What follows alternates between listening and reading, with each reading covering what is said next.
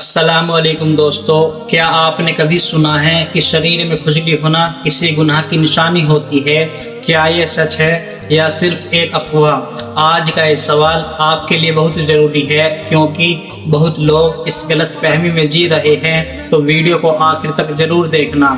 اسلام میں کہیں بھی ایسا نہیں بتایا گیا کہ کھجلی ہونا کسی خاص گناہ کی نشانی ہے۔ یہ صرف ایک جسمانی مسئلہ ہے، جیسے الرجی یا اسکن انفیکشن یا صفائی کی کمی یا موسم کے بدلاؤ کا اثر۔ اسلام ہمیں سکھاتا ہے کہ بیماری یا شریر کی کوئی تکلیف امتحان ہوتی ہے، نہ کہ سیدھے گناہ کی سزا۔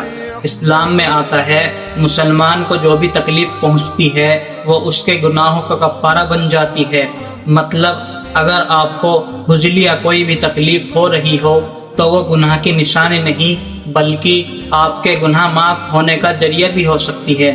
اس لیے ایسی افواہوں پر یقین نہ کرے، صحیح علم حاصل کرے، ڈاکٹر سے علاج کرائے، اور سب سے ضروری اہم بات، اپنے اعمال کو بہتر بنائے۔